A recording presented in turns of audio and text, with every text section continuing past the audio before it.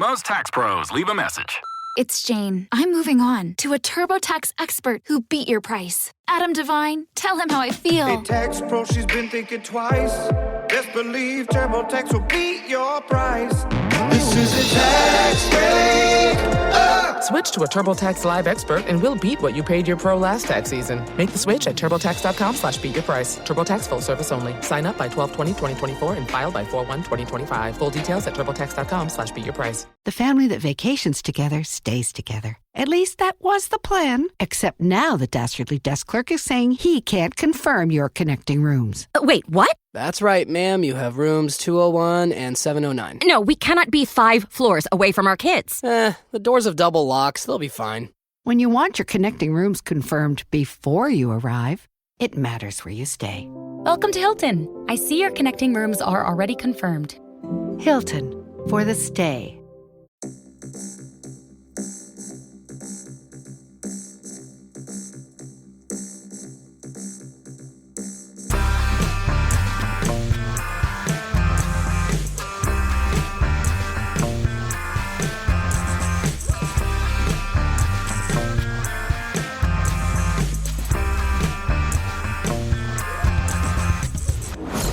Hello, welcome to Unequal Sequel. Extra.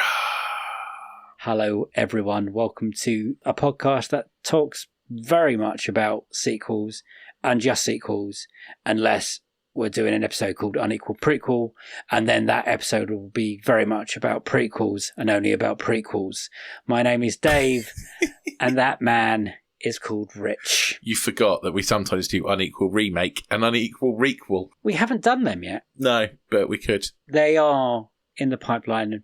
If a remake or what is a requel? Sort of like half a sequel, half a remake. So like Scream 5, maybe?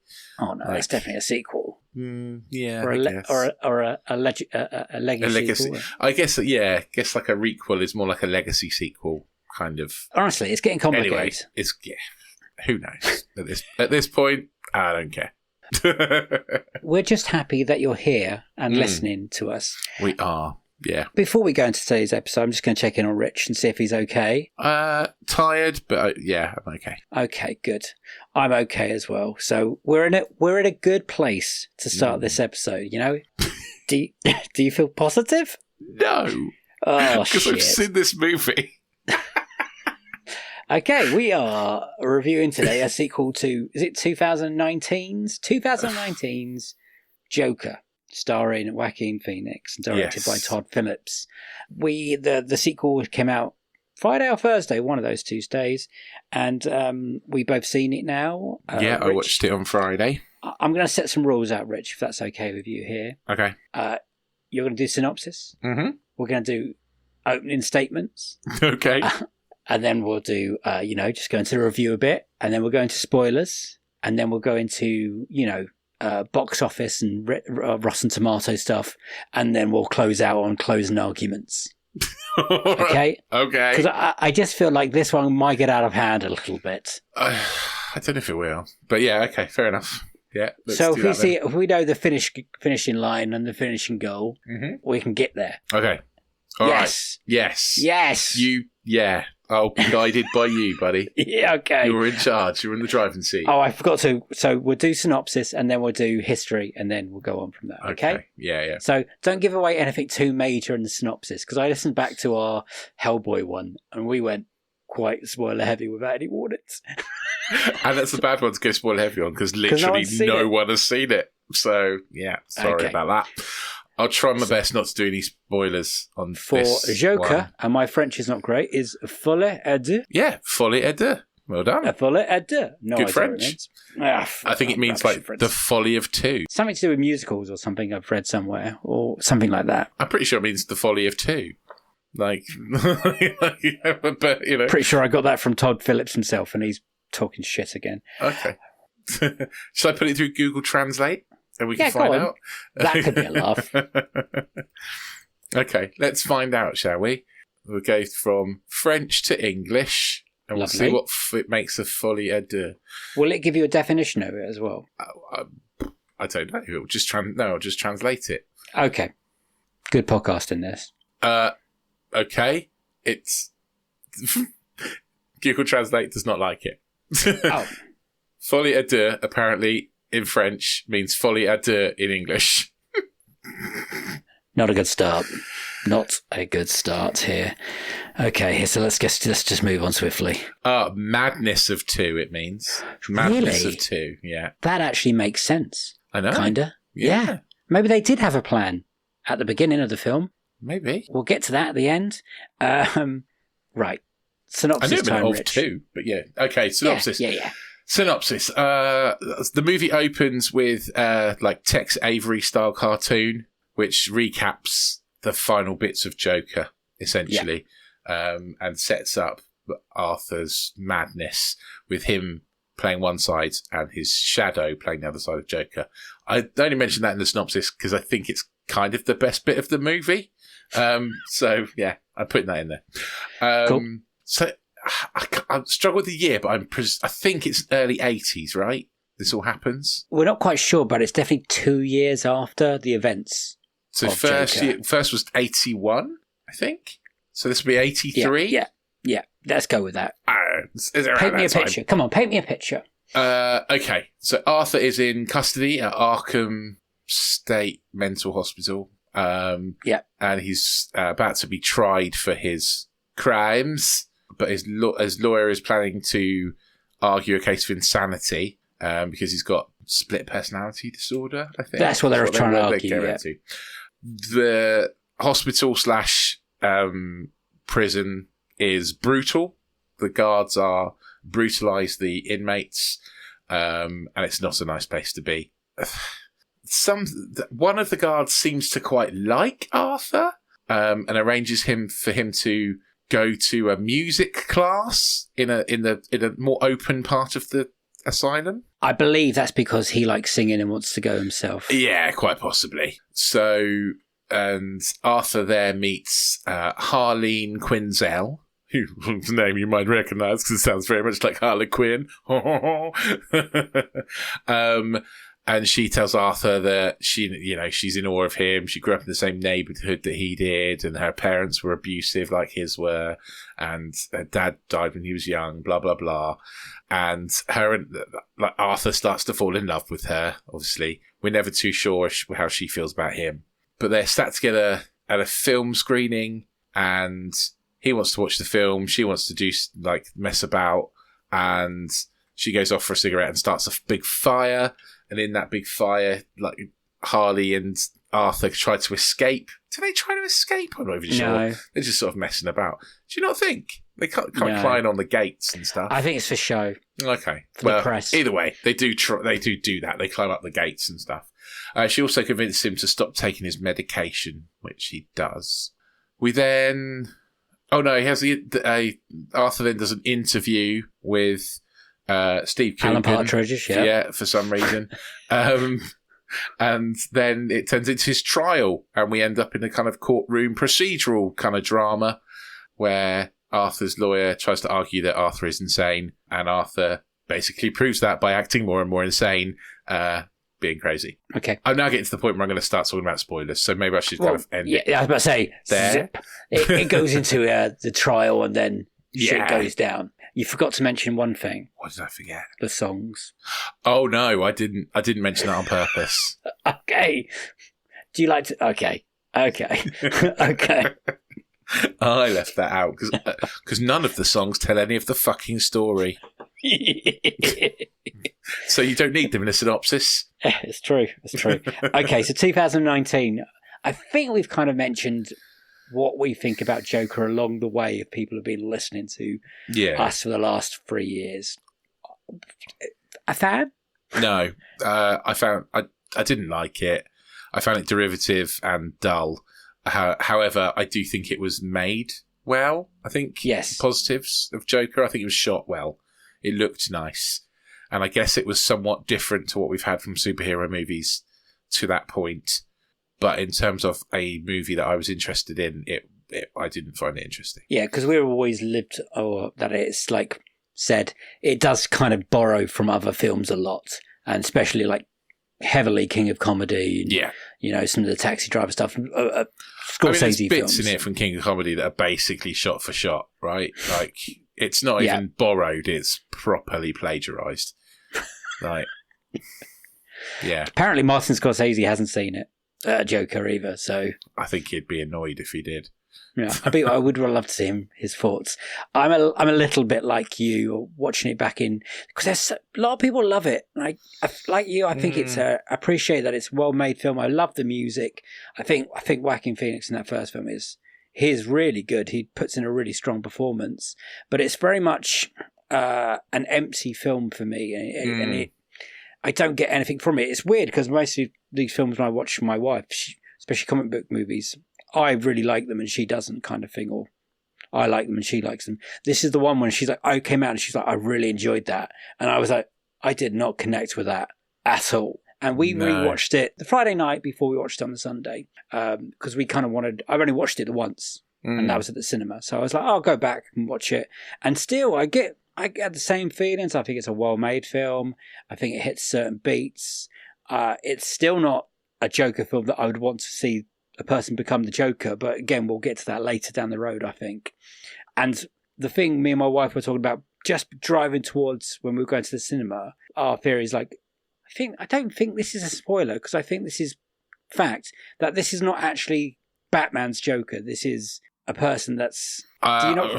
Well, I don't think I can talk about that without spoilers. Okay. Anyway, we've spoken about what we thought the film was about, and then we were right by the end of the second film. And my wife was very much looking forward to that film, and I was intrigued by this film, because when we talk about sequels, we're always quite excited when they try and do something different or new. Yeah. And when news was coming out that, you know, this possibly has some musical elements or whatever, you're like, okay, that could be interesting, that could be different. And then we start to see the trailers, and, you know, again, it gave me the same feelings as the first one. It's going to look good, but ultimately it's going to leave me a little bit empty and void of any feelings. And I wasn't wrong. Anyway, opening statements. Okay. So we both got not a great history with Jokers. What I'm trying to get as we're both not fans of that original. We appreciate for what it kind of is and made, and the people who made it, kind of thing, but not left. Yeah, we're not. And I think that party. That very much carries on into this movie, because this, again, I feel like it's. I'm going to get the positive stuff out of the way first. Oh no! Oh please, this is good for you. Which is, I think it's a very well shot movie. I think technically it's a well put together movie. There are some effects in it which are good. I think it's shot well. It's dark and depressing, and that's the feeling the movie wants to give. So I think in terms of a positive thing, I think it looks very nice. It looks like it should look. Okay. That's it, though. That's all I've got for you. I would also comment on that. It does. Can I just, before we get, this might get your brain ticking. The first budget of the first film was 50 to 55 million. Yeah. Right? Which you can see on camera. Mm-hmm. This film was a 200 million budget movie. Yeah. It didn't seem any different. I mean, apart from maybe they're paying people a lot more money. More, I don't know, really. More standout characters, maybe? More big actors? The first one... It's a two-handed movie rather than a single-handed movie, I guess. Yes. The first one surprisingly made over $1 billion, and everyone was a little bit shocked by that. I'm like, okay. And then I guess Warner Brothers thought, fuck, we've got a winner here, so we'll splash some cash at it. But it also feels like it's a film that no one really wanted to make that was involved in it, if that makes sense. I don't feel like... I think Phoenix, again, puts in a strong performance, but I don't think anyone really wanted to be there, kind of thing. And it makes me feel very cold watching it. And every time they started to sing, it was just another nail in the coffin for me. Okay. We need to get the music out of the way, right? And the length. It is far too long. Of course, it is far too long. But of course it is, because all films are far too long at the moment. But we need to get the music out of the way, because I've come round to musicals. Oh, I know. I've been here with the journey. I've gone from detesting all musicals to coming round to seeing the value in musicals. And I think good musicals, the songs and the music enhances the storytelling of the movie. Right. This does none of that. In fact, the songs really detract from the story. Every time something good or interesting is about to happen, it cuts to a fucking song, which is boring as hell. Like, every song in this movie is boring as fuck. Like, they're croonery, old, crappy songs that I don't care about, that I just don't... It's just... I don't know why they made it a musical. I don't know why they've done that, because it's made it worse. Choices were made. Bad choices were made. Yes.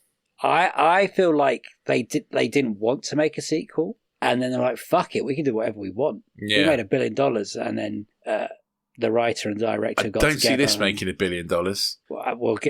I don't see this making a profit, to be fair, but we'll see. 200 million's a lot, a big ask from a jump from 50 million. Yeah. How did you feel the structure of the film and the flow of the film? And I know you're talking about the music. Every time a song came up, it kind of halted for you and that. But just the flow and the structure, the fantasy pieces, the choice of having maybe the first half in the prison thing, and then the second half having like an open court drama kind of feel. Like, don't get me wrong, I like a courtroom drama.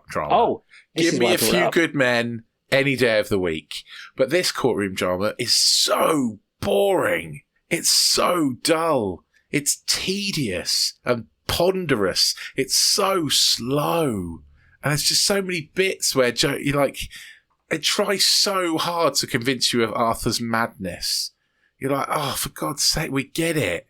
Come on, give us a bit of credit. We know what's fucking going on here. He's clearly, again, okay, can we start going into spoilers? Yeah, we'll get there. Like, it's retelling stuff that we already know from the first film. It doesn't really carry that character on any further. And for a man that, like Arthur Fleck, that, are you meant to feel sorry for him at all? What are our feelings meant to be towards this man? Because in the first half of this second film, they play him like he's downtrodden, and the system's kind of against him, and I get that in the first film, because the system is kind of against him, because he hasn't been given the meds or the medication. He had gone through a very traumatic childhood where he really shouldn't have been left with his mother and stuff like this. And the second film, we kind of go through that again for about an hour and a half, and there is a bit where you think it's going to get going, and there is one scene that I really liked, and that's the first scene the Joker persona really starts talking. That's my, it doesn't go from there. And then it takes a backward step, and it's a little bit interesting how the Lady Gaga, who by the way is working on about 60% of her voice, and she's still an incredible voice and stuff like that, but she's trying to bring out, she's a bad influence on Arthur and the Joker. And I really struggled with it. And I think we'll get into spoilers in a minute. I just think this is going to be a Marmite film. I really think this is going to be a Marmite film. I think people are going to like it. I don't think it's going to be people that liked the first film. I don't think they're going to like this film. And people like me and you, I don't think. So I don't know who this is for. I don't know who this is for. But I think if you get something from it, I think you're going to really like it. I can't. And you're going to defend it. I genuinely can't see who's going to really like it. I genuinely don't. Because it's... Okay. Spoiler time. I have to do spoilers, otherwise I can't talk about the next bit. Spoiler territory, guys. If you haven't seen Joker, Folie, Deux, step away. Meet us at the end. We'll be there. Rich is about to go somewhere, and I'm ready for it. So, we talked about the first Joker, and we said that we don't think this Joker is the Joker, right? Because absolutely not. The whole point of Joker is that he's mad, but he's incredibly clever. Yes. And Arthur is not. Arthur is downtrodden. He's weak. He's not. His Joker is not a clever Joker. I was waiting for the courtroom scene where he comes in his full Joker outfit and makeup. I was thinking, right, Arthur's split personality is that incredibly clever Joker.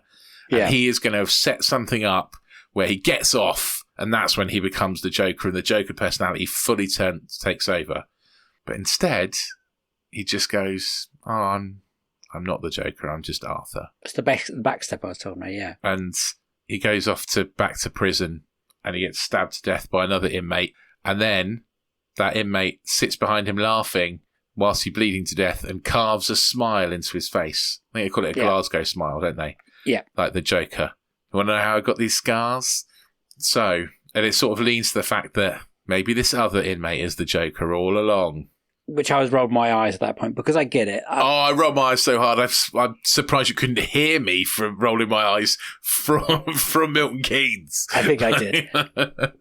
Because they spent the end of their last film and all this film building like, oh, you've clicked in with what people are thinking, and there's that whole uprising, and I'm like, well, this is where this other Joker is going to come from, because timelines don't work with the Batman as well. Batman's still a boy. He's 10, so that doesn't work. And you're like, and I don't see. I think it's clear that it's never meant to be that Joker like Batman's Joker. It's always meant to be the something thing that lit the flame, kind of. But then where does Harley Quinn come from? Well, this is the fucking problem, isn't it? Isn't it? Because she's... And also, like the whole point of Harley and the Joker's relationship is that Harley is manipulated. Harley is supposed to be the Joker's psychiatrist that he manipulates into and twists into falling in love with him or obsession with him. Yeah, yeah. But in this, Lee, not even Harley, Lee, they call her, it's the other way around. She twists Arthur. And she's the bad influence on Arthur, essentially. Oh, she's probably more of the bad guy in the film than Arthur is. Oh, yeah, absolutely. Because she's the one who's trying to bring out the killer clown, the Prince of Gotham. You know, this is... Yeah. And when that doesn't happen, you can see that crushes him, and then, you know... And there's the big explosion in the courthouse, and Arthur kind of escapes, and you think, right, Joker's going to start now. But no, again, just gets picked up by the police. It's boring. Nothing... It never actually kicks into gear. I think that's, the whole film, nothing really kicks into gear. You can sit there and you can be, oh yeah, things are looking nice, but it's looking no different compared to the last film. And I know we keep saying that it's nice that they've done something different. but they haven't done anything particularly different. Apart from the choices of music and that. But look, we've all seen a prison movie. We've all seen One Flew Over the Cuckoo's Nest. Yeah. We've all seen prison movies where inmates are treated terribly. You know, we've all seen those movies. We've all seen procedural courtroom dramas. You know, we've all seen exactly the stuff this is derived from. There's nothing new in this movie. Just in the same way there's nothing new in the first Joker. None of it is new. It's all rehashing of old, better films, splurged together in some sort of mess from someone who can't tell a story. Like, yes, it's a good-looking movie, okay? It looks decent. You know, fair play, Todd Phillips. Your movie looks good. You're shit at telling stories, mate. Stop it. There you go. Is there any other spoiler things you want to go into before we come back? I can't think of anything at the moment, but I don't know. There's not a lot. We've given the warning now, so they've gone. There's not a lot to spoil, to be honest. Like there won't be a 3, thank fuck. I think that him dying at the end. Well, you see him bleeding out on the floor. You don't see him in a grave or anything. You just see him bleeding out with the other Joker. No, true. Oh, there's another thing I didn't like. Harvey Dent. There's Harvey Dent, isn't there? And yes. He gets half his face blown off in the explosion. Barely though. He didn't look very mutated at all. No, he didn't really. But then Harvey Dent shouldn't turn into Two-Face at this stage anyway. Harvey Dent's supposed to be a friend of Batman's, and gets anyway. We know how Harvey Dent comes around because we've seen it in the fucking Dark Knight, haven't we? Yeah. Yes, that's a much better I don't version care. than this. I think I went into this movie with a little bit of hope that the musical element was going to lift it. And after the third song, and I was like, oh no, it's going to detract from it. And we're going to use the music to cover up the gaping holes that we have in our story. Yes, I was looking forward to a little bit more madness, to be honest. Like, I thought we would be getting into the rise of and we didn't. Yeah. The family that vacations together stays together. At least that was the plan. Except now the Dastardly Desk Clerk is saying he can't confirm your connecting rooms. Wait, what? That's right, ma'am. You have rooms 201 and 709. No, we cannot be 5 floors away from our kids. The doors have double locks. They'll be fine. When you want your connecting rooms confirmed before you arrive, it matters where you stay. Welcome to Hilton. I see your connecting rooms are already confirmed. Hilton, for the stay. Do you want to know a little bit about the money situation? Because it's quite interesting. Opening weekends and all that. Yeah, well, 200 million is a lot of money, isn't it? Yeah, okay. So 200 million is a lot of money. US and domestic, the first one made 96 million on the first weekend. So that's just US, by the way. Okay. This one, same market, same amount of time, made 40. Oh, so okay. Overall, at the moment, it's only made 121 million worldwide. Oh, yeah. Oh, I don't think it's making its budget, is it? Well, if you include marketing, I don't think it's hitting that. But shouldn't the people that came out to see the first one have come back to see that second one? No, because I think what happened with Joker is that people watched it and went, "Oh my god, this is good! You should go and see it. It's good. It's different." And then people have come out of this one and gone, "I won't bother." So they're relying on that word of mouth kind of thing. Of people, yeah, I think so too. Okay, so let's do Rotten Tomato. We'll do the first one. So because it's always a laugh. I think it'd be interesting, Rotten Tomatoes, because I do think the first Joker film is a bit divisive. I do think there are people that love it, like you said, absolutely love it, but there are people that really don't like it. Some people loved that first film, and it was mad. There's a lot of gender split. I found there's lots of men loved it, and lots of women didn't. Apart from me and my wife, it seems. Yeah. Apart from you and your wife, swapped rounds. I would say. So the first one, 602 reviews, by the way. The first one got on Rotten Tomatoes, which is a lot. Gonna go with bang on 70. Which is, I think, is quite high. I wouldn't put it that high, but I'm just going what I think other people would do. So critics was 68 for the first one. Okay, I wasn't far away then. You're getting very good at this. Audience for the first one. Audience Joker. Probably higher, I think. I think audience will like it more than critics. 79. 89%. Oh, okay. That's a lot higher than I thought, which is a shame. But hey, there we are. Okay. Folie, 266 reviews. There's still a lot of reviews from critics. It's been heavily reviewed. It was premiered at Venice. I've done my best to avoid everything I can on this. It's been quite hard, right? Yeah, it has been quite hard. There's been a bit of noise about it. But I have done quite well on it. The only thing I've really seen is Sequelizers posted, well, that's one for the master list. As in, this is one they're going to sequelize. And I'm looking forward to that more than the movie. Yes. I'm going to say critics 41%. 33%. I mean, yeah, I was being generous with 41. I was trying to, 33 I think is spot on, actually. I think that's about right. What a waste, someone's just wrote. Yeah. Repetitive, shallow and clunky. Yep, that's true. Yeah. Audience. Again, I can't see it getting anywhere near the first one. I'm going to go with 43% for the audience. Currently, with 2,500 ratings, 31%. Again, I'm glad. I think that's right. Which is worrying because we're in just over the first weekend. Normally, the ratings go down a little bit. They don't normally go north. They don't normally go up. Yeah. It's really alienated its fans in the first film, I think. Sounds like it, yeah. How full was your screening? Mine was pretty dead. Yeah. And I went on Sunday, busy time normally. Okay. I went Friday evening-ish. And it was pretty full. But then I guess most screens were pretty full that sort of time. On a Friday, you would hope so. I mean, it wasn't Rams. Would you expect it to be busier? I would have expected it to be a bit busier, yeah. I would have done. So I guess maybe negative reviews have impacted it somewhat. People have to be a lot more picky about what films they see at the cinema these days because not everyone has a subscription like we do. Yeah. And it costs a lot of money to go and watch a movie. It does massively, you're right. And maybe they don't want to go and see a film about a killer clown. Well, if you wait and see reviews that come out and the reviews are really negative, you're not going to go and see the film because, what's the point? Like, you've got to save your money. I had a question and I forgot what it was. Is it, when are we going to watch a fucking good movie, Dave? No. I would like to watch a good movie. Because that's what I'm asking myself. I'm genuinely asking myself, when do we get to watch a good one? It's been a while. Like the whole, like you said, it's hard for people to go to cinema and watch as many films as we do. We do it for the podcast.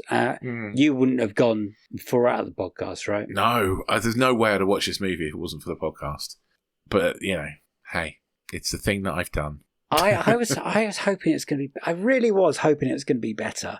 I don't know. I thought, the singing sounds different. And they were quite brave. They didn't really release any of the music beforehand. And I thought that's weird. But at least Lady Gaga's in it, and she can sing. And Joaquin Phoenix has obviously done Walk the Line, and he's good in that. Oh, closing arguments.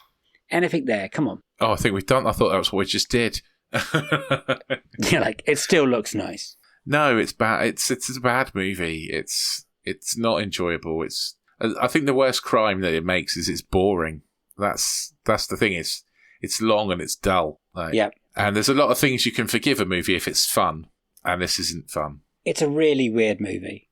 I don't think I've got over it. What I've watched, to be honest, for most of it, I'm like, I can't believe the choices they made with the money they had, the fan base that was built in, and then that's the route that they've gone down it, and I can't get over it. And I've seen the Cine Mile have said some positive things. They enjoyed the singing parts. I listened to the Empire Film Podcast, and Chris Hewitt, who we've had on this podcast, liked it, and I respect all those choices, but I just really, really struggled, and I really tried.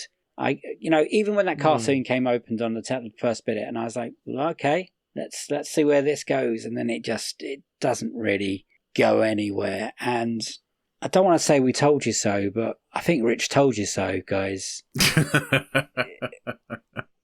Yeah, well, I'm not always right though, so What about your wife? I was interested in what your wife thought of it. She liked the first one. She fucking hated it. Oh, okay. Oh, that's all right. Really, she did not know it was any songs beforehand, and she was like, the fucking singing every time.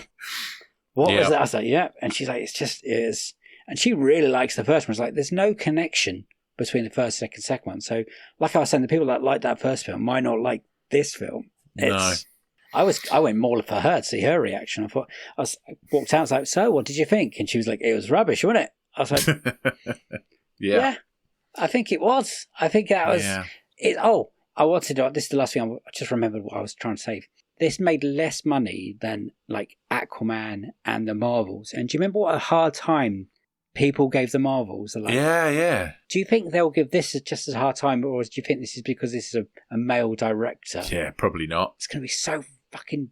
Oh, those people. Yeah, I'm gonna... probably not. I'll give it a hard time because it's shit. But he'll probably finish this film and have no problem getting another job. Yeah.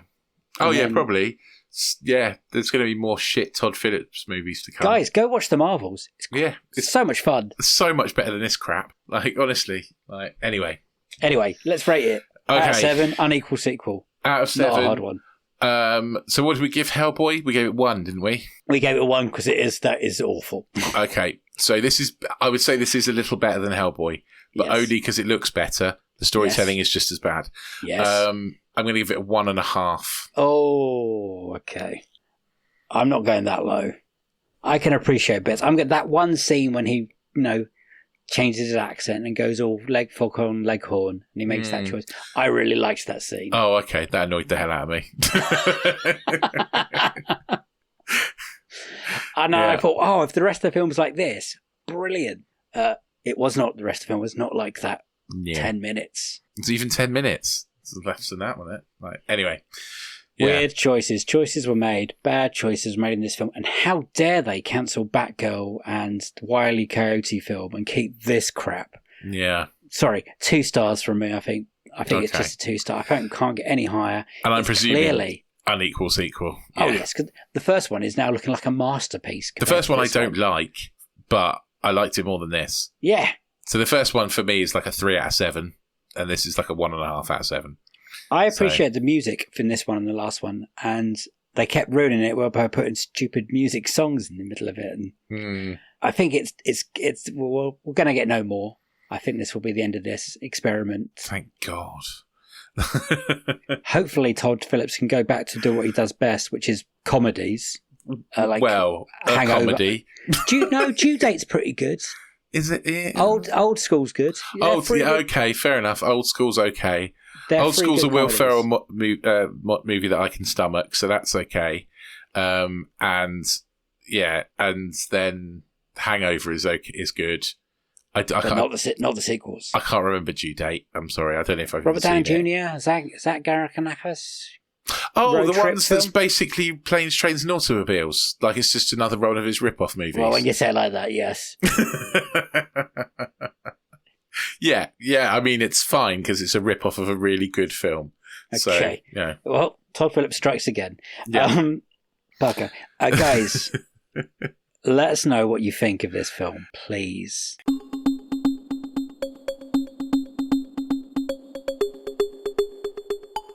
Yeah, come on, get in touch. We're on all the social medias. You can find us. We're Unequal Sequel on all those things, including the Bad Bird website, which we don't endorse you joining. If you want to get in touch with us, don't sign up to that old shit. Ignore that. But do, if you're there already, you can send us a message. Most people don't these days. I don't think anyone contacts us on X or Twitter or whatever it's called. Most people are on Instagram these days. So yeah, go for that instead. We are on Threads now too, so you can contact us there. Or you can just send us a plain old email. We're unequalsequel@hotmail.com.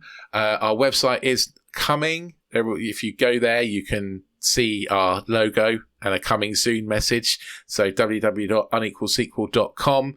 We do have plans to turn that into a bit more of a fun place to go to get your sequel stuff. And a bit of a home for all our podcasty business that we're going to be doing. So yeah, check that out. If you listening for the first time because you're a Joker fan, or maybe you're listening because you're a Pierre Novelli fan and you've just listened to our first interview episode of season 7. Yes.